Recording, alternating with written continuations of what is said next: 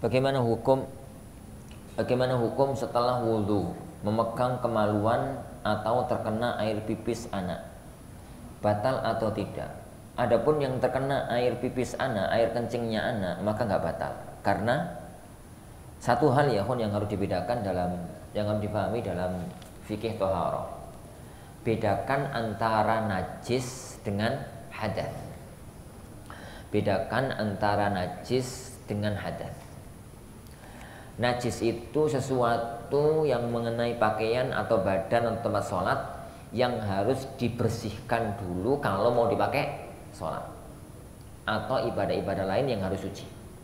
Itu najis. Cara membersihkannya, mensucikannya, ya dibersihkan sampai suci. Adapun hadas itu adalah kondisi yang menjadikan toharohnya hilang. Cara mensucikannya wudu, mandi atau tayamum. Lah, najis sama hadas ini bisa ketemu, bisa berpisah. Orang itu bisa najis dan hadas. Contoh pipis dewe loh maksudnya. Pipis dewe atau BAB dewe. Itu najis yo, hadas ya.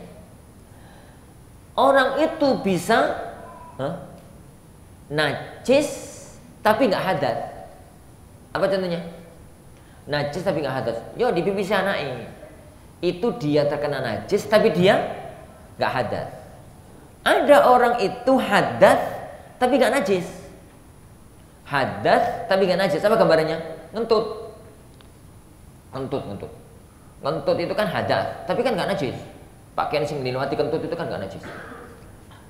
Lah, kalau hadas sama najisnya dibersihkan, dianya wudu. Kalau hadas terus nggak najis, wudu tapi nggak perlu bersihkan apa-apa. Kalau najis nggak hadas, dibersihkan tapi nggak perlu wudu. Dibersihkan tapi nggak perlu wudu. Jadi nek ada orang terkena air kencingnya anak, maka itu dibersihkan air kencingnya itu, tapi wudunya nggak batal. Wudunya nggak batal. Adapun menyentuh kemaluan, masalah ini panjang. Masalah ini panjang dan masalah ini diperselisihkan oleh para ulama panjang sekali. Berkaitan dengan dua hadis, ya berkaitan dengan dua hadis. Hadis yang pertama, sabda Rasulullah SAW, man massa farjahu falyatawalla. Barang siapa yang menyentuh kemaluannya maka hendaknya dia berwudu. Hadis yang kedua adalah sabda Rasulullah SAW tatkala ditanya oleh orang yang menyentuh kemaluannya, ya Rasulullah, apakah saya harus berwudu? Maka beliau mengatakan, innama huwa bid'atun minka.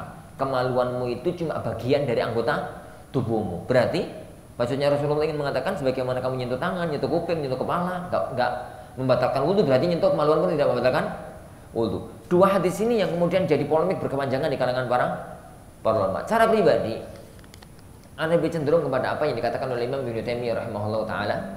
Jadi menyentuh kemaluan itu ada dua kondisi.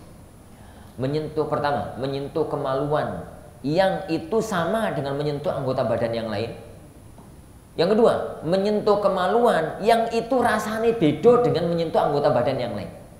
Jadi jenengan itu nyentuh kemaluan sama dengan nyentuh tangan, sama dengan nyentuh kuping, sama dengan nyentuh apa, maka nggak batal. Tapi kalau nyentuh kemaluan itu beda rasanya dengan nyentuh yang lain, maka batal. Kapan itu? Syahwat.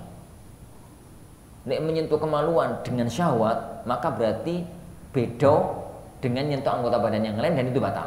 Tapi kalau nyentuh kemaluan itu tanpa syahwat, podo kalau nyentuh anggota badan yang lainnya, maka tidak batal. Terus nggak usah nyentuh kuping terus syahwat. Iku rada kaberes wong sedaya iku. Tapi ya kawan, ini masalah yang diperselisihkan panjang oleh para ulama. Kalau misalkan ada asatidzah yang berbeda pendapat dengan yang saya katakan, semua ngomong aja nggak ada masalah. Dan karena itu masalah berkepanjangan, jangankan kami asatidzah, yakni para ulama dari dulu pun berselisih panjang mengenai masalah ini.